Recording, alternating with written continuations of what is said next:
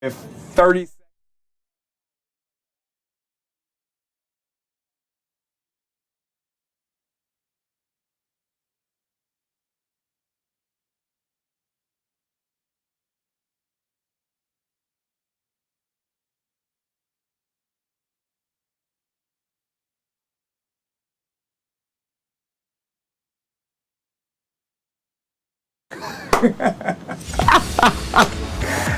What up, my friends, and welcome back to Fox 5's Live Zone Primetime. What is going on? Tony, you had me laughing with 5 seconds to go because I was making sure the name was right. I said it right tonight. You did. I said it right tonight. You said it 9:50. Was it 8:50, 9:55? You were saying, what's the name of the show again? Oh, we had to make sure, you know. Primetime. That was so funny. Live Zone. This is primetime. Yeah, it is. That was well delivered, though. Yeah. That was a really good comedic timing there, my friend. Live Zone Primetime. Very good. TV. Listen, we are listen. Live is not easy, my friend. You know this. It is not easy. Tony, I am excited to be back here with you again here tonight as I'm filling in for producer Chris. Of course, sir. He'll be back soon, and so you'll be back. But you got to put up with me for one more night. I love hanging with you, man. This is always a lot of fun. Again, I miss Chris, of course, my partner in crime. We love him. But it's always fun hanging with you, my friend. Well, we got a good show tonight. We've got a lot that we're going to be talking about tonight. It is St. Patty's Day Forgot to say Happy St. Patty's Day, everybody. Happy St. Patrick's Day to everybody out there. We're going to check in with Gwen Talbert coming up in just a few moments here. But we're going to begin with March Madness here today, Tony. We have to. March Madness, the first four starting here tonight.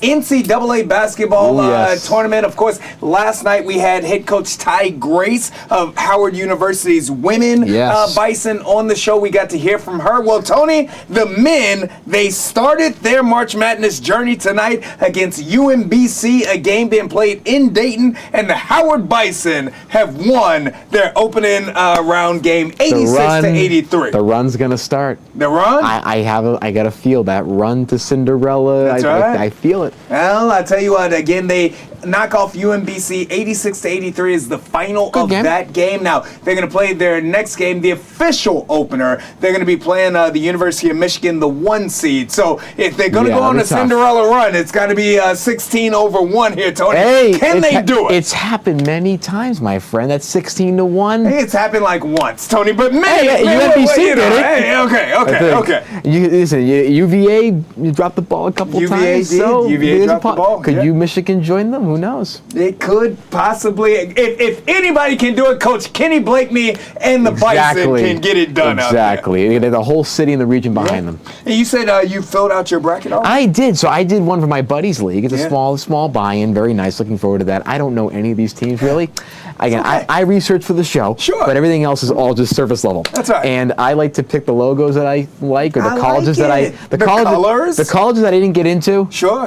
When I was applying to college years ago, they don't get on my bracket. They get X'd out. So that's how it works. Now, is that methodology going to get me my $1 billion from Warren Buffett? We'll see. It might. But I will fill out the bracket that's here at Fox 5. As I know we have a couple days to get it done. Yeah. I will join the league here at Fox 5. Now, my friend, what about you? As will I. Shout out to producer Corey Zarnock, who sets this up for all of us here at Fox 5 year in and year out. You know what I tell Tony? I tell Corey that we should have this, just like we do at the 7:30 show, we should make it so that the people from the outside, so that our viewers can compete against the talent that is here. Who wouldn't get in with that? That'd be funny. Then you could do Do You Like It or Not? Yeah. I got that name right. Yeah. Do You Like It or Not? Get it out there. Have a good debate. Maybe post different brackets. Who's gotten closer? Maybe have a gift at the end of it.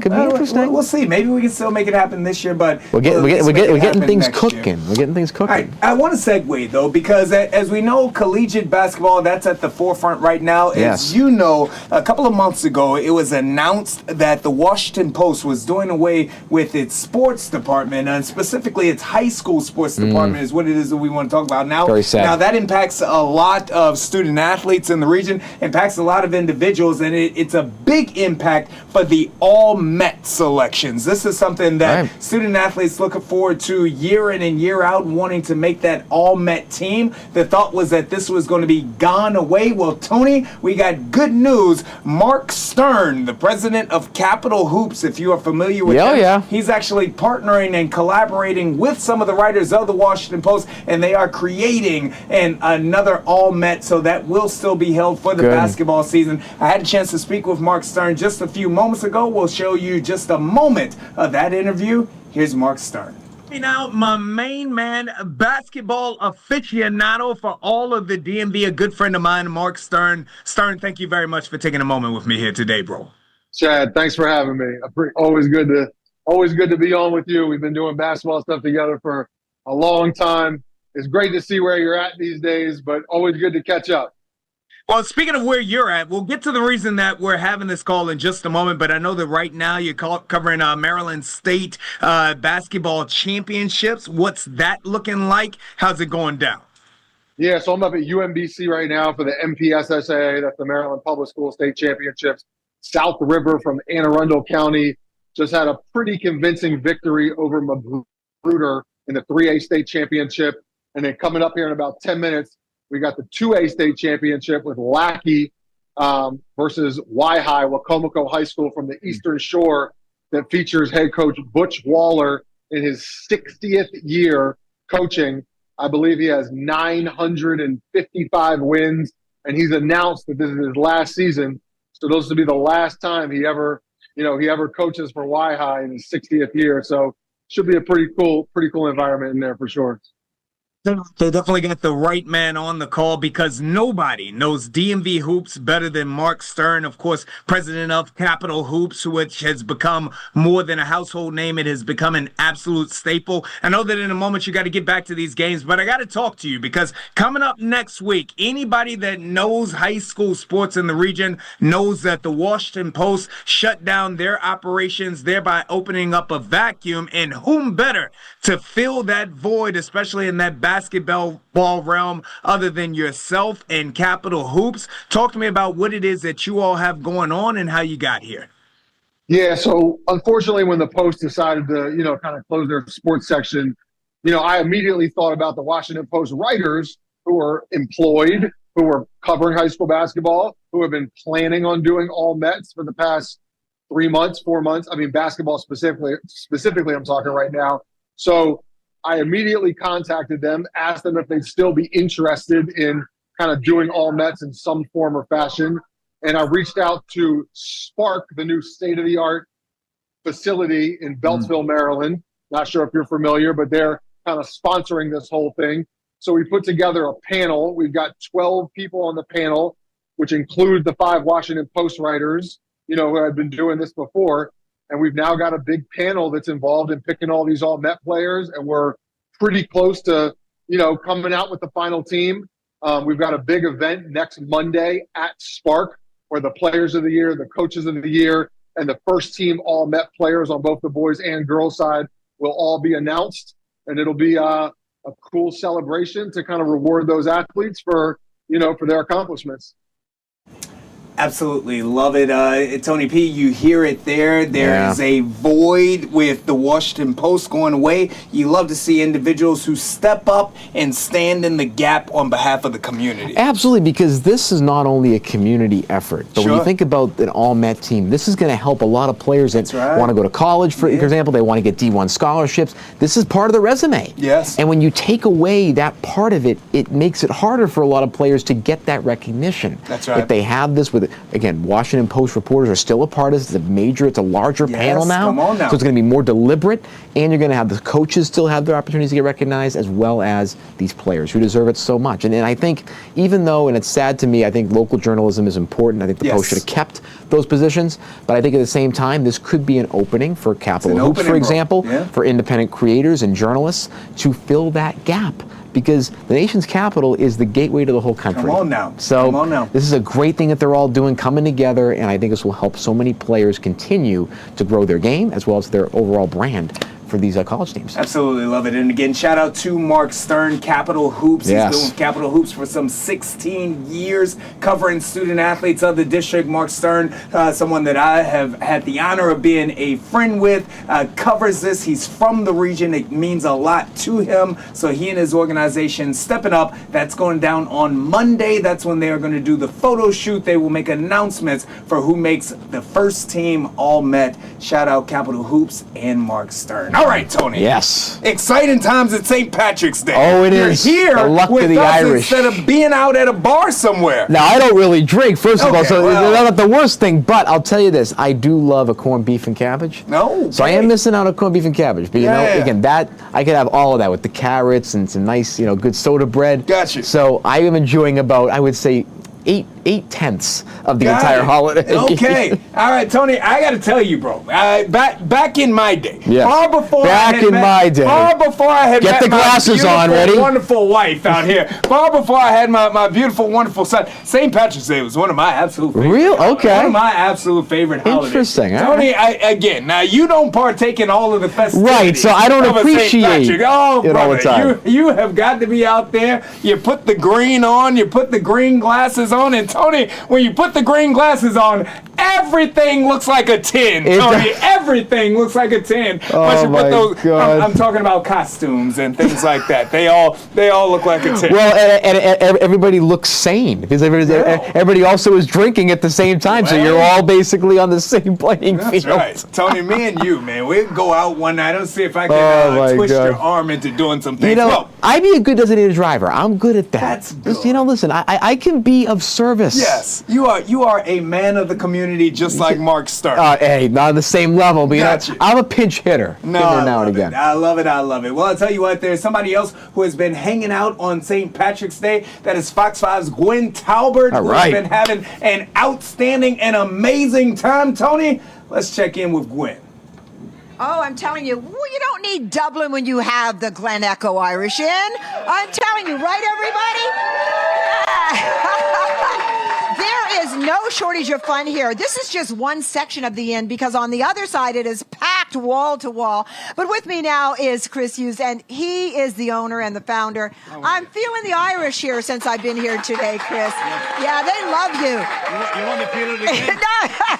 So tell me, how excited are you about today and everyone coming out? Because, I was looking forward to meeting you, and you didn't change my mind. You're gorgeous. Well, let's talk about what you're giving everyone today as they come through. Give them a headache. It's just a great day. We came in and started off 11 o'clock this morning with music in the back. It's just a great day. And you've had Irish dancers, Irish what dancers. kinds of drinks and things as well. a lot of Grand Marnier, which is my favorite drink in the world. So. All right, and the Guinness? And I don't like Guinness, no. She drinks Guinness.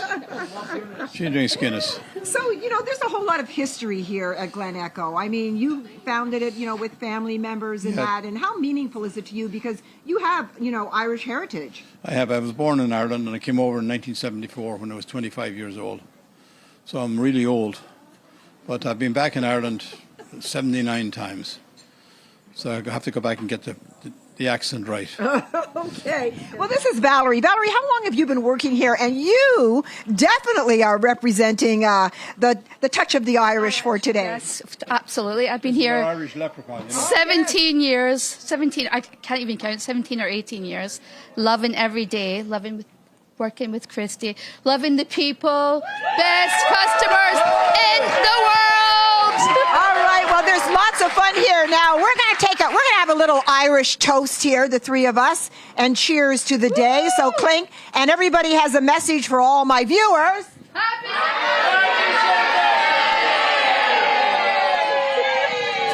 Well, I want to say I couldn't end on a higher note. I think I'm going to officially become Irish today. Chris says I have to be Irish tomorrow as well, so I guess that's what we're going to be doing. But happy St. Patrick's Day to everybody. And come down here. The doors are open until 11 o'clock tonight with music and all kinds of food and all kinds of wonderful beverages as well. There you go. Back to you.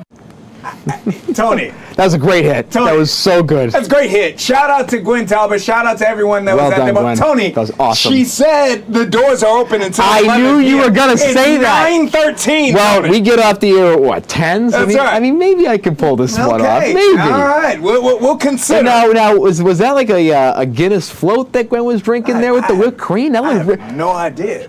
Oh, it was Irish coffee. Irish coffee. Producer Jim's telling us Irish coffee. It could have been that. And I'll tell you, my grandmother's been gone for 12 years now. Sure. She's very well missed by our family. This is her favorite holiday. She's 100% Irish. Your she loved well. it. She loved it. I mean, she would have loved all this. Was she drinking the Grand Marnier? She your grandmother throwing them back. She liked her Guinness. Gotcha. She also liked her green beer. She liked all that stuff. All But right. she was about that food. The corned beef. She'd have the alcohol, but then that corned beef could absorb it. Got it. You got the potatoes Got too. it. She made that stuff to perfection. So Tony, you've never split the G?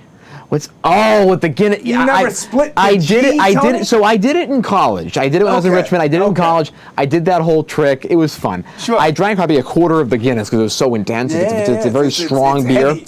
And I can barely do light beer when I was Got drinking. you. So I think overall, Yeah. I think it's a fun little gimmick. So I had I to love do it. I love It's it. good though. When did you stop drinking? Let's have a session on the couch. Hey, We've got 40 minutes, huh?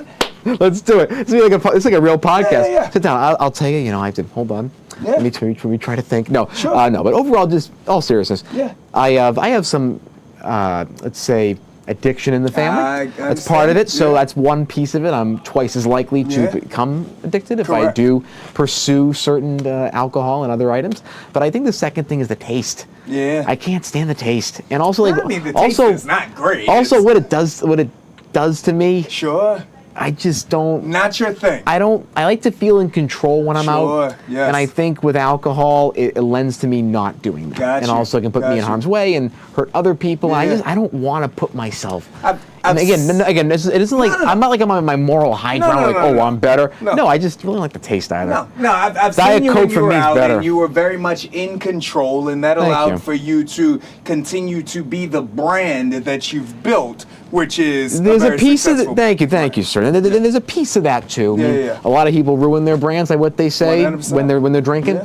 And I also say though, I think people when they say things when they're drunk, it's also truth serum, where Sure, yeah. they've thought things. Sure. A drunk mind says what a sober mind has thought. Well, So, we certainly like- want to encourage everyone, Yes. whether you're at the bar where Gwen is or anyone else out here in the DMV and Yes. beyond, to number one, drink responsibly. Of course, be safe. Take those Ubers, find the Tony P's. Yes, who will designated be drivers, your friends, designated relatives. driver as well. Have a great time, Yes. but be safe while you're doing it. Exactly. Again, I think drinking is a wonderful thing for people. It brings folks together. The doesn't? bar Yes. atmosphere is wonderful. Yeah. I just honestly would rather have a Diet Coke Yeah. with some whipped cream in it. And some corned beef and some hash. You're right. That's, Hey, that's what I like. that's what I'm having when I go Exact- home. Everyone, Ooh. be safe Yes, out sir. here on St. Patrick's Day and every other day. All right, we'll go Yes. ahead and we'll get into some more intense things. We'll Yeah. do Tony's takes, as I like to call That- them. that but was you- my but first you call take. you call it something else. That was the first one. Yeah, that was the first Well, one. I always say, what's Tony P watching in Yes. D.C. and around the country? Holy smokes. And we're going to start, of course, here in D.C. because we're a D.C. show. Joe Kent, the director of the National Counterterrorism Center, resigned today in protest over the war in Iran. Of course, he is one of the deputies to Director of National Intelligence, Tulsi Gabbard. And he did become the highest-ranking Trump administration official to step down over the Iran conflict. In a resignation letter posted online today, Kent said Iran posed no imminent threat to the United States and argued the war was driven by pressure from Israel and pro-Israel lobbying, he said. Kent had been a prominent Trump ally and a controversial figure even before taking the counterterrorism spot. He also ran for Congress a couple years ago, definitely had a lot of controversial comments during those campaigns. So very much a Trump ally, but today stepping aside, calling this moment a weakness in the president's presidency. So very interesting items. Could this lead to more resignations, Chad, as time goes on? We shall see, because again, he is facing a lot of pressure from his more isolationist America First wing about his actions in promoting this war in Iran. And we'll be focusing on that as time goes on with Joe Kent's resignation today from the Counterterrorism Center. At the same time, President Trump is lashing out at allies who have refused his request to help reopen and secure the Strait of Hormuz, the waterway that carries about 1/5 of the world's roughly seaborne oil. So again, it's a very important waterway, of course. Trump said that he pressed roughly 7 countries to send naval support, but partners including Germany, Britain, and France have been reluctant or openly opposed to joining a military mission while fighting continues. France's President Emmanuel Macron said Paris would never join an operation to reopen the strait amid hostilities. And Reuters is reporting also that the allies are also wary of being pulled deeper into the conflict after they help out with this military operation for the Strait of Hormuz, trying to open it back up for oil production. The broader national security strain is now also colliding with the long-running Department of Homeland Security funding standoff. A senior administration official warned Tuesday that some small U.S. airports may have to close if the impasse continues because TSA is running short on screeners. Reuters is reporting that TSA absenteeism hit 10.2% at the beginning of this week, far above normal, and DHS said that 366 TSA officers have already left during the shutdown. Some major airports have especially been seeing sharp no-show rates, and travelers have already faced long lines, including yours truly, as spring travel season is ramping up, Chad. The shutdown fight is also, of course, centered on the immigration enforcement and the funding and policies for CBP and ICE. Democrats have been demanding enforceable restrictions on ICE and DHS officers, including mandatory screenings for cameras, limits on mass judicial warrants, and certain searches and tighter use of force rules. While Republicans in the White House are arguing some of those terms could undermine enforcement and national security. They are offering, though, some tighter reforms tonight from the White House that really center on limits on masks and some judicial warrants for certain searches. So they would not have judicial warrants for all searches for ICE and CBP, but the White House is offering more targeted and some tighter reforms on that to potentially break that impasse, because that dispute is still ongoing, Chad, especially post the Minneapolis shootings of Renee Good and Alex Preddy. President Trump is also under fire for mocking California Governor Gavin Newsom over his dyslexia. Trump said Newsom should not be president at all if he runs because of his learning disability, unquote, escalating what major outlets described as a repeated attack tied to a possible 2028 race. The remarks drew immediate backlash from disability advocates and California Democrats, calling it cruel and discriminatory. In Arizona, the prediction markets company Kalshi is facing criminal charges today. Arizona's attorney general accused the firm of operating an illegal gambling business in the state and unlawfully allowing bets on elections. Kalshi has argued that its contracts are federally regulated prediction markets, not gambling, but the case opens a new legal front over whether election event trading belongs under derivatives law or state gambling law. Is it a commodity? Can be a really interesting question to be laid out in the future. Speaking of the world of technology, Amazon is rolling out 1 and 3 hour delivery in the United States as it pushes harder against Walmart and other rivals. Reuters is also reporting that the service now covers thousands of cities and towns with more than 90,000 items eligible, including cleaning supplies, toys, over-the-counter medicines, and pantry staples. CBS is saying that the 1 hour operation is already available in major metro hubs like Chicago, Houston, Los Angeles, Nashville, Oklahoma City, and right here That's what I'm in the nation's capital, That's as right. well as smaller markets including Des Moines, Boise, American Fork, Utah as well. Speaking of the world of entertainment, we were talking about the Oscars the last couple of days, my friend. We have the results of the viewership. The Oscars drew 17.86 million viewers across ABC and Hulu, down 9% from last year, marking a 4-year low, according to Nielsen data. That makes the year's ceremony the least viewed Oscars telecast since 2022, even with Conan O'Brien hosting and same-day streaming being pushed across the platforms. Also, movie news, Warner Brothers releasing the first teaser for Dune Part 3 today, showing Timothée Chalamet's Paul Atreides and Zendaya's Chani character reuniting after the split at the end of the second film. Extras reporting that the teaser opens with the two discussing possible baby names before shifting into battle footage and signaling about a potential reunion in a larger war to close out the series. I got to tell you, this is kind of a Tom Brady moment. He loses the Super Bowl, meaning Timothée Chalamet, and he comes right back. He posts on his social media today this new trailer. He is back in action, my friend. And again, it's 9 months away. Won't be released till the end of the year, so it could give audiences a little bit of reprieve from the Chalamet fatigue. And finally, in the world of TV, The White Lotus has added another wave of cast members for Season 4.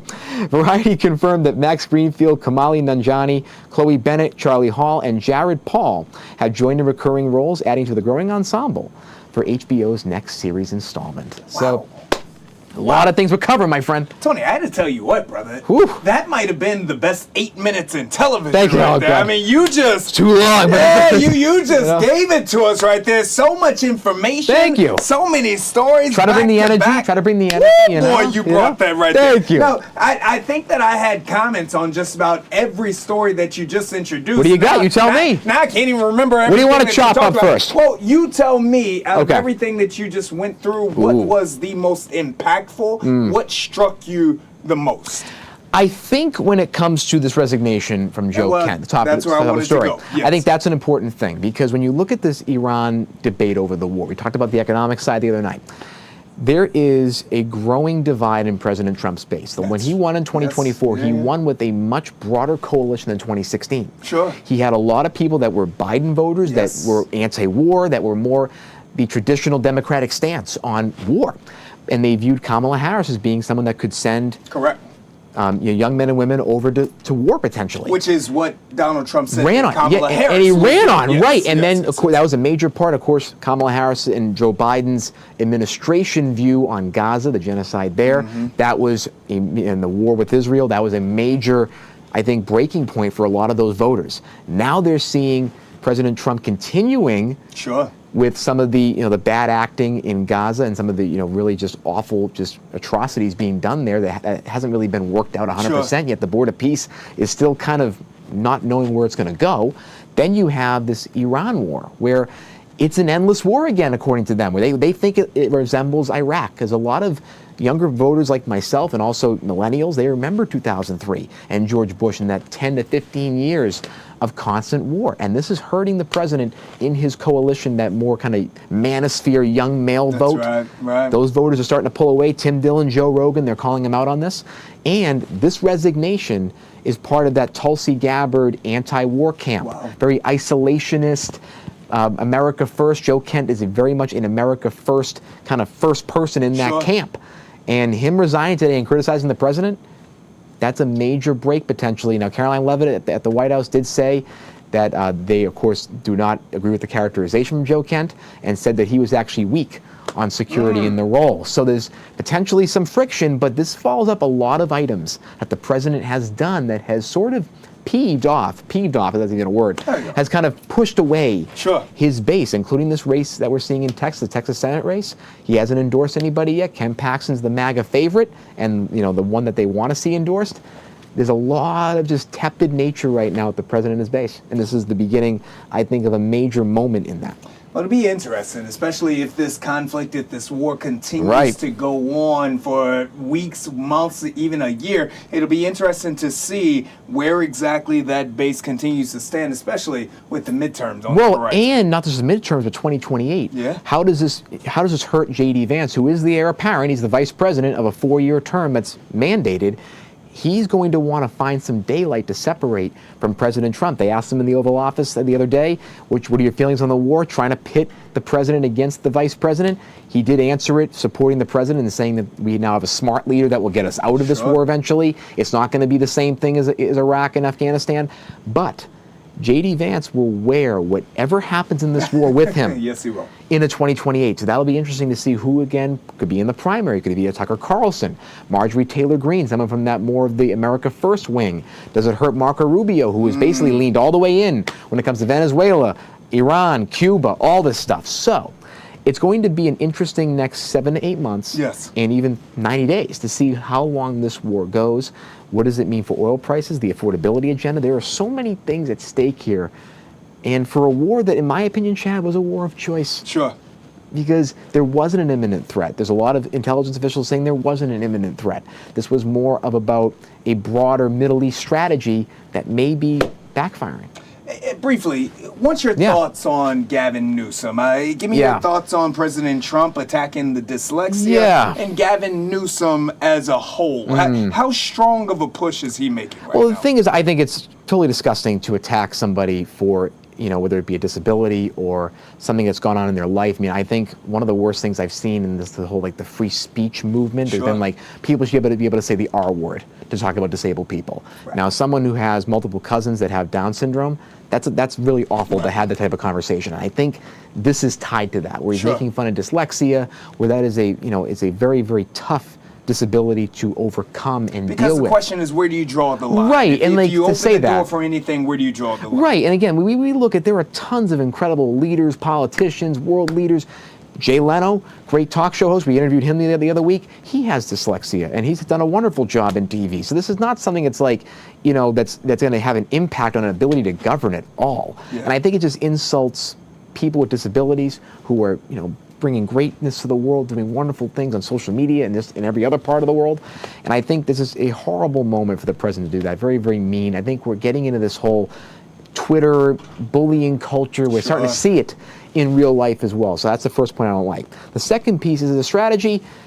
It obviously looks like that Gavin Newsom is the front runner of the Democratic Party at this moment, AOC being one of them, of course. But I think Gavin Newsom is the number one front runner right now. So I think he's trying to attack wherever he can, especially since Gavin Newsom led the redistricting effort in California last year to get these seats for the House and midterms a little bit more in the Democrats' favor. So I think there's some anger there at Gavin Newsom, but this is totally uncalled for, going after this disability, a personal attack. We can't be having that. I hope when the president leaves office in 2029 that we can start to reset and not have this much of a back and forth, this hatred that we did start to see under President Obama, some of the personal attacks and the racist attacks that we saw upon President Obama and First Lady Michelle Obama. So I hope that we can change that, because this has been really bad. It'd be great if we can, in some way, find a way to begin to put that proverbial toothpaste back into the bottle. Good luck with that. Which is very challenging to do, but hopefully we can begin to do that as well. All right, speaking of vitriol, Tony, our next story, I want to introduce you to a head coach by the name of Damian Powell. Now, Damian Powell, for those of you out there, if you're a big fan of high school football, he was formerly the head coach of Flowers, C.H. Flowers, in Prince George's County. Now, on two different occasions within the last 4 to 5 years, Tony, Damian Powell had his team lose victories for recruiting violations, including last season when he had a team that was going to be a contender for the state championship. Powell was suspended in the middle of the year for allegedly having an ineligible player play on that team. Powell and the school, not the organization, but the school decided that he was not going to return this year. Damian Powell has found a new job as the head coach of Riverdale Baptist football, another perennial powerhouse in the private school range out there in Prince George's County. His first official sit down with anyone was right here with us. We'll play you a portion of my conversation with Dame Powell. Joining me now, one of my favorite coaches in all of not only high school football, collegiate football, professional football, all around the DMV, my main man, Coach D. Powell in the building. DP, new head coach, Riverdale Baptist. How you feeling today, bro? Man, I'm feeling great, man. It's a new beginning, so we're ready to get going, and thank you for having me on. Well, I had to have you on, man. You know that at least once a year we got to sit down and have a little State of the Union. Like I said, not only are you one of my favorite coaches, but an impactful man, a leader of young men, but you're also a hell of a football coach. So always got to take some time to talk to you. Talk to me about Riverdale Baptist. Obviously, it was announced a month or so ago that you had taken over this position. I'm happy for you. Thank you. Tell me about Riverdale Baptist. Man, sometimes when a door closes, another door opens, man, and I want to thank God for that. And so Riverdale Baptist is unique, and it's a great school. I'm learning more and more about Riverdale Baptist every day. Right now, it's a great educational school. It's a private school. It's an independent school. It's only about 250 students that's in the high school. They have good and great athletics there, great staff and admin, and a supporting athletic leadership team. So I'm very excited about that. So we have a situation where it's private. We're able to get out and recruit student athletes to come to our school and being able to mold our team the way we want our team to be molded. So right now we're starting out, scratch. We're building from the ground up. And we got a lot of great things ahead of us, man. I'm letting you know that right now. So Riverdale Baptist is 2 years ago. They was number one in the state with that great coaching staff they had in place, and so I'm ready to put that back and get Riverdale back going again. I'm going to tell you what, bro. My next question, you kind of already answered it with everything that you just said, but I'm going to ask it anyway. Like you said, looking at your resume and looking at everything that you've been able to accomplish, I had to imagine that you could have sat out and waited for whatever opportunity that you wanted, because it would have come along for all the reasons that we've talked about already. What made this opportunity right for you right now? Well, it was, one thing that I appreciate about Riverdale, with everything that I've been through in the last few years, is redemption. They came to me and said, "Hey, we want to give you a shot," and they had trust and faith in me that we was going to get this program back going again, and we hit the ground running. I'm a PG native. I live 10 minutes from the school, and so it just was right. It was just the right fit. And then they have a lot of growth and potential to be great. So that's why I'm here. Question for you, bro, because again, you look at 2 years ago, I believe that an argument could be made, and maybe it's the right argument, that Riverdale Baptist was the top program in all of the DMV 2 years ago. I think that historically, what happens with this program, though, is that it can be really high up or it can sink back down as well. It hasn't shown pure consistency over a long stretch up until this point. Is there potential of that still being the case? Why not? Well, that's why they brought me over, Chad. Where I bring a great pedigree, a coaching pedigree in this area, and I'm here to make a mark in the state again. I built two programs up from the bottom to the top, and then where we are right now, we're just going to get the same results, because I'm going to make sure we're going to go above and beyond for our student athletes. And once you start doing that and put the right people in place to make this program grow, it's going to flourish. And I'm here. It's going to be consistent. Like I said, I'm home. I'm 10 minutes from the school. So, hey, and this is what I love to do. I live this thing, man. Football is my thing. Well, we know that is the case. All right, so year one, right? Not 3, not even 5 years down. I'll ask you your 5-year plan in a minute, but year one with this program, what's it going to look like? Is it going to take time, or are you all going to compete right away? Everybody say the average is about 3 years to get the program going. I don't think so. I think right now, we give us this first year to get our everything in motion.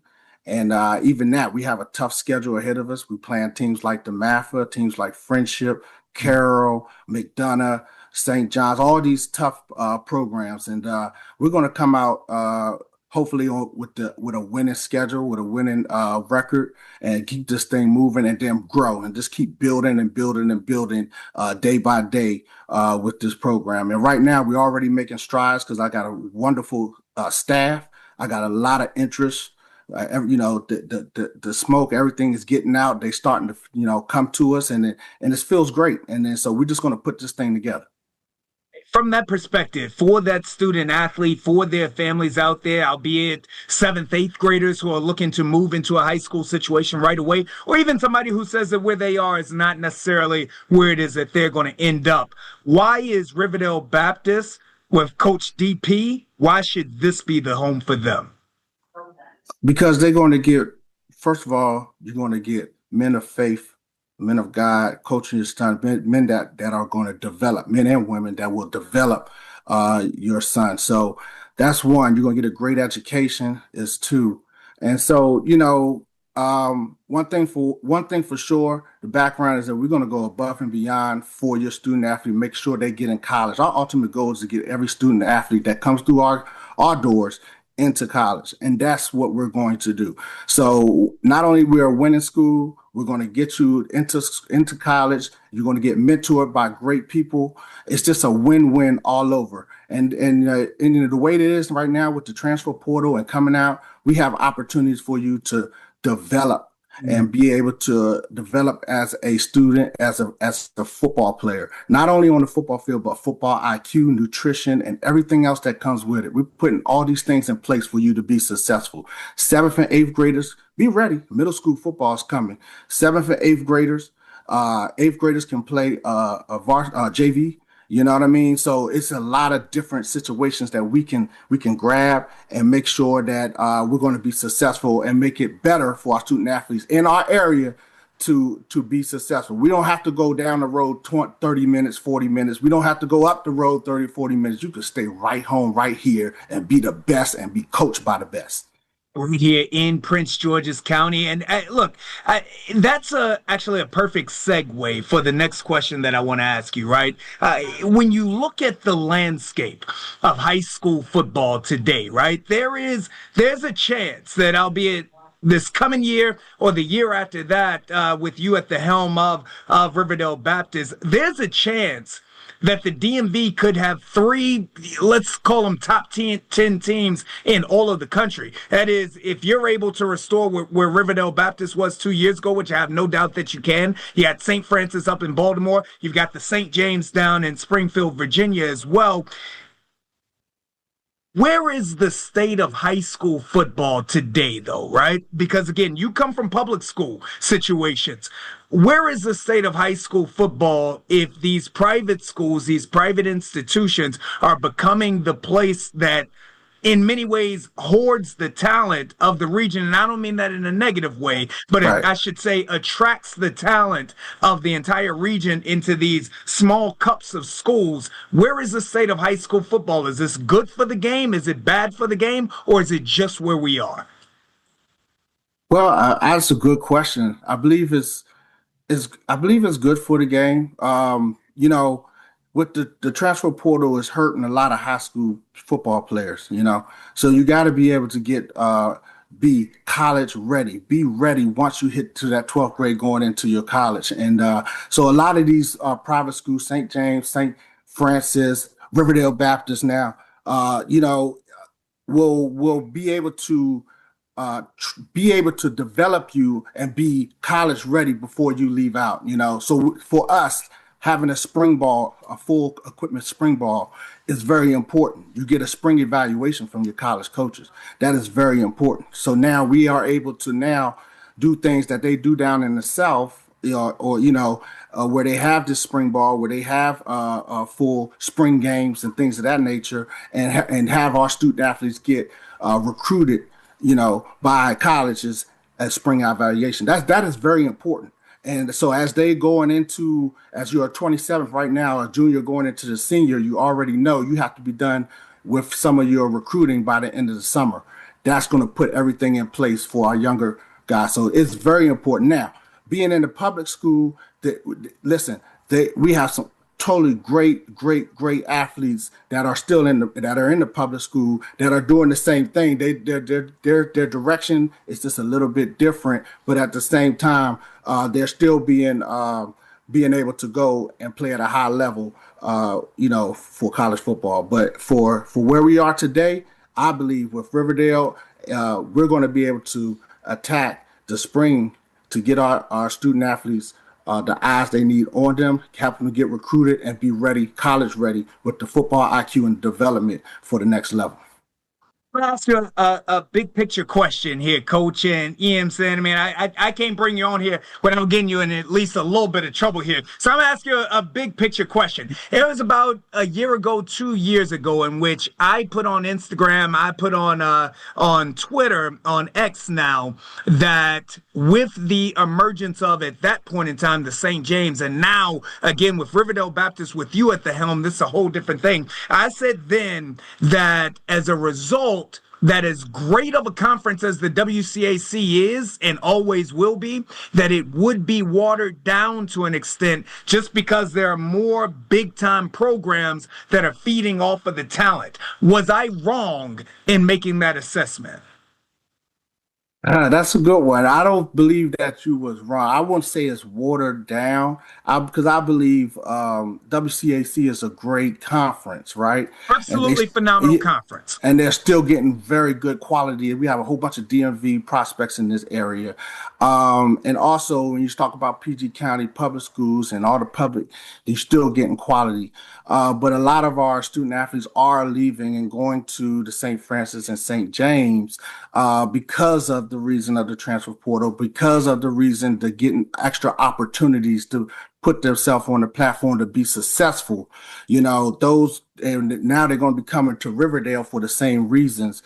I can understand why you're saying that, because now those top athletes are now leaving, right? So, but that's just football. It's an independent right now for what we are. We're independent. St. Francis is independent. Everybody's trying to go to the national route now and having two teams, a national team, a regional team. And so our athletes that are usually in our public schools or that was in the WTAC is now everywhere, right? I won't say it's watered down, but it's definitely a lot of student athletes that are leaving and going elsewhere. 100%, 100%. Coach, I want to ask you. All right, that is Coach Damian Powell. That was a really cool interview, man. Well, that was really good. Listen, we talked about a couple of things there, and I want to get your take on this again, of course, as well, Tony. Right now, we know at the collegiate level, the transfer portal specifically has completely changed the game. NIL as well, but the transfer portal in particular, because what's happening is that college coaches are looking less. I don't want to say not at all, but they're looking less at high school seniors, because why bring a 17, 18-year-old high school senior into your program when instead you can transfer in a 23, 24-year-old guy who is there as well. So now these high school juniors and seniors are looking for programs that are helping to develop them as men and women so that they are ready to play. Do you, take us back to 7:30, do you like that or not? I have to say this. I think we kind of misconstrue NIL with the transfer portal. Yes. NIL is about getting paid as an athlete. Correct. I'm all for it. They should get paid everything that they're worth. Right. All athletes across the board. Yeah. I think the transfer portal, college is not free agency. Sure. And it's not professional. That's right. I think that should be the draw. There shouldn't even be a transfer portal, in my opinion. Because I think you make it become a free agency. Now, for me, I'm going to put a limit on, because I like to do the moderate compromise position when I can, right? I think having one time you can switch, that's it.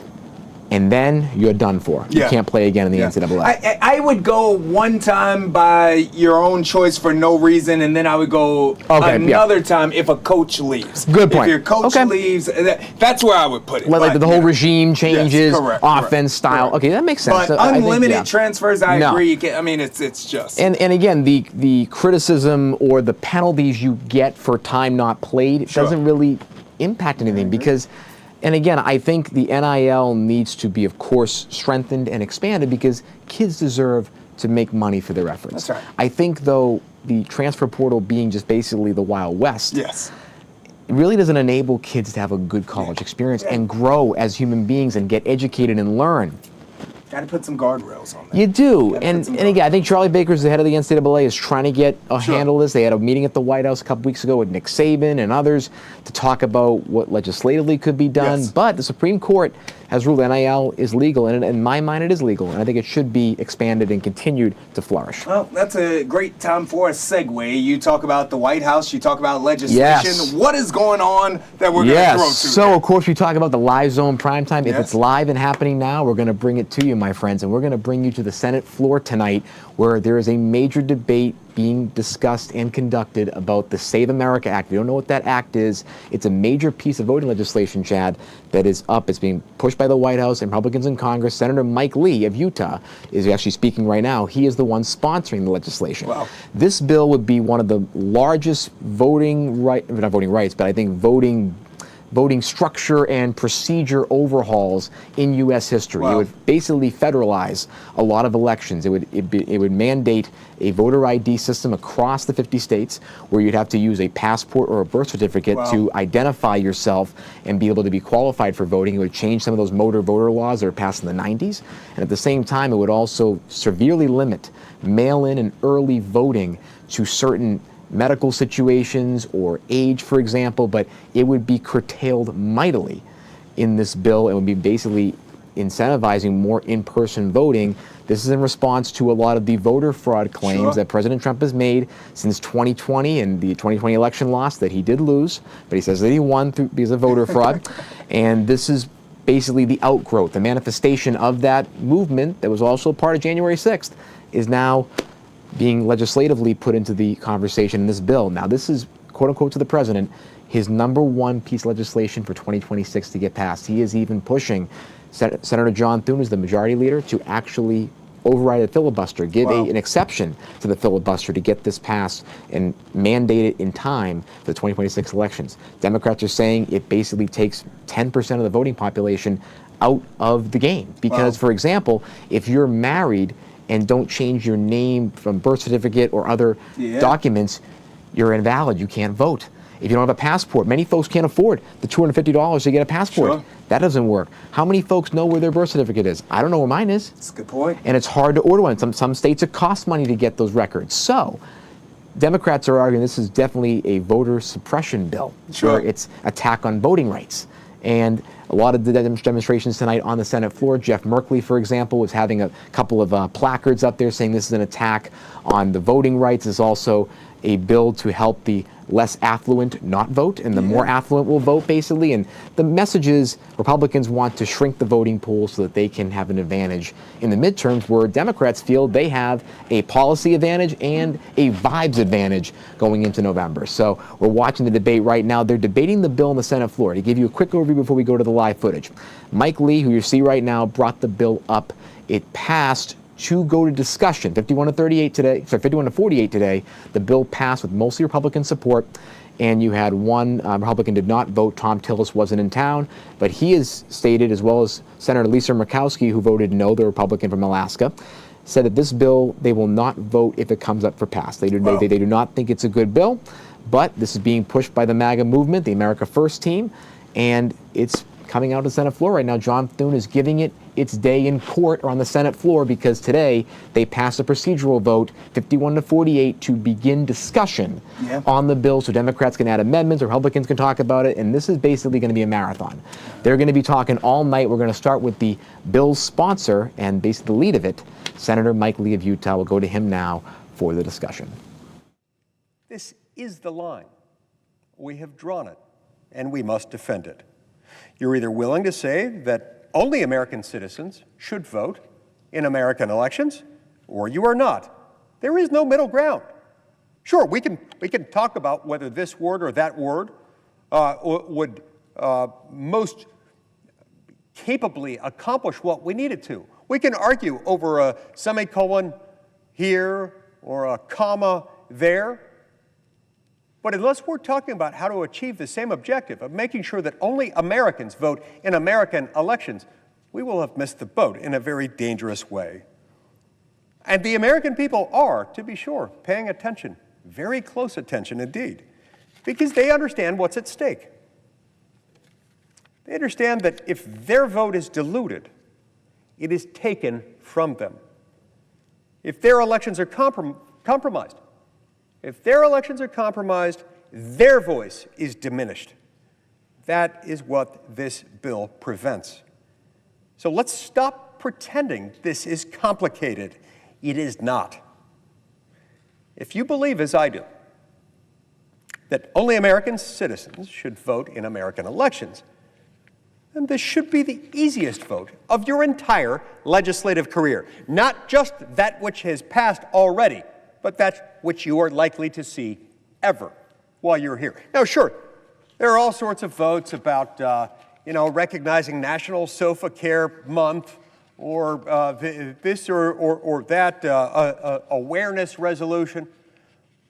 But in the world of actual laws, it's the Save America Act. Tony, thank you so very much for that. Again, No, this is of important. course, yeah. People need to know about this. They do, because this bill is the largest voting reconstruction bill or a procedural bill that we've seen in probably 30 or 40 years, where this is going to potentially not only bring in voter ID, which isolated is a popular issue. It's 85% across the country. However, when you dig down and the provisions in this bill, which make the passport and the birth certificate, and it's really hard to get people, especially communities that are vulnerable, folks that don't have economic resources. This is hard for them. People who are married, and this is going to impact a lot of voters, and that support wanes when it's paired with this bill. So it's a very interesting debate we're going to see across the next, I would say, few nights at least. That's right. As this bill comes up for a vote potentially, but the votes are not there unless Republicans want to break the filibuster, which would be a momentous occasion here in D.C. Well, we will be sure to keep you locked in and keep you educated on what it is that's going down with that. Tony, our last interview for the night, I'm going to introduce everyone to a young man by the name of Jeremy Hassan. All right. I like to call Jeremy a provocateur of positivity. That's a great phrasing. Well, there we go. He doesn't like to be called an influencer. So I love it. That's where it is that we're going with that. I've had an opportunity to meet this young man years ago, but without further ado, I'm just going to let the interview do its job. Here is Jeremy Hassan. So, Jeremy, I want to start here, right? Like I said, you and I, we have known each other for some years now. And on social media a few years ago, I saw you begin, again, spreading that positivity. Let's start with this question. Why is that something that's important to you? Great question. I was bullied a lot throughout my growing up and just throughout my whole life. And I know there is a lot of negativity in the social media space because people like to hate for whatever reason. So I just wanted to be that light and that bright spot in people's days. When they see my videos, they can smile. And that's something that I believe is something that you're absolutely doing. I mean, you give inspirational speeches, albeit to women, young ladies that it is. You want to make sure that young ladies feel encouraged. Why them in particular? I've gotten this question a lot, and one, my audience is primarily women, but also I firmly believe if I were to make videos for guys, it would be the same sort of message. So I just try to make it an inclusive space, and my message really applies to everybody. And not only women, but again, what I absolutely love, like again, the messages to the women, I thought that was powerful, but I believe that the most powerful thing that you do is when you give yourself those pep talks, when you give yourself those positive affirmations. Yeah, so I do that because I need to feel good about myself also, and I need to show love to myself like I show love to everybody else.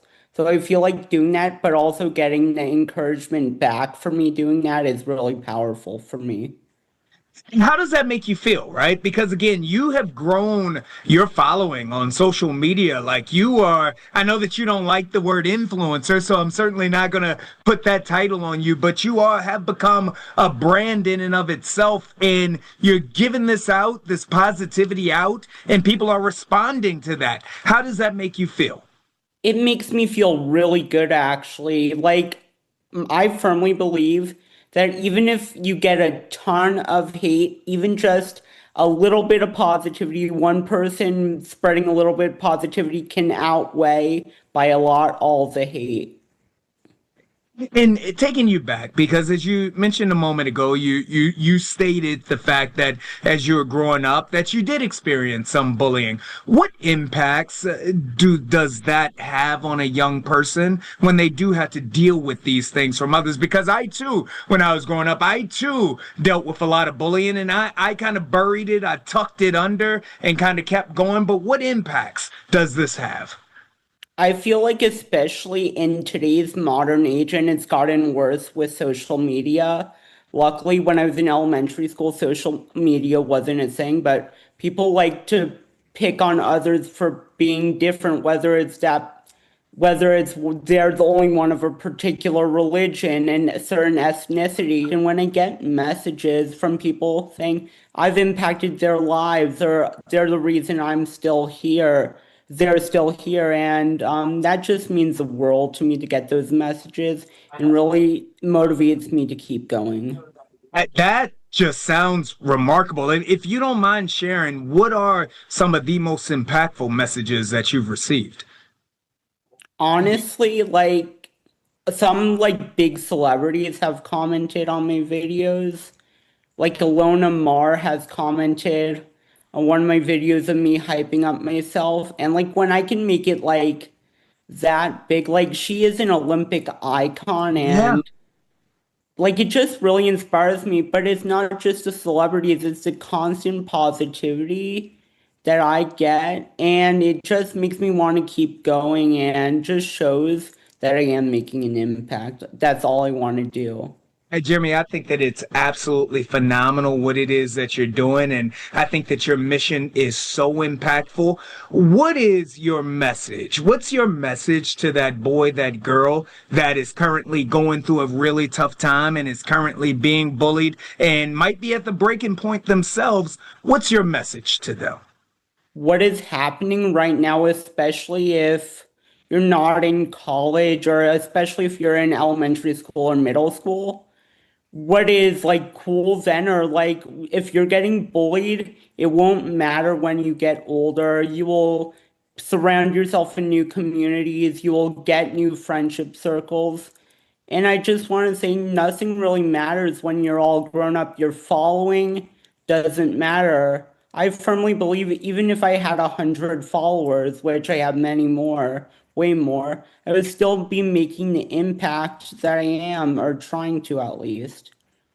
Yeah. That was really good. And that's absolutely. That was a great line. Jeremy Hassan, absolutely love this young man. You talked about it earlier. Hopefully, in the political sphere, in the around the globe, that we begin giving more positivity out and not so much vitriol. Jeremy Hassan. Exactly, is doing he that. does, and the algorithms don't reward that all the time. They reward the provocateur of negativity. Sure. They reward the hot takes and the in-your-face stuff and the rage bait and how much can I bully someone and make fun of them. This guy is beginning a movement, and I think it's incredible because we need to get rid of this just bile, this filthy, toxic environment that we've been living in, and social media's been feeding it to our kids. Where people are saying bullying should be brought back. No. Let's not. Do what this young man's doing. Do what Jeremy Hassan is doing, and also do what Tony P is doing, which is being an outstanding host, outstanding man. Come on, you're the outstanding man, my friend. It's been great hanging out with you, Tony. I thank you. I thank everybody who's been watching. Shout out to producer Jim for making it happen. Thank you, and good night.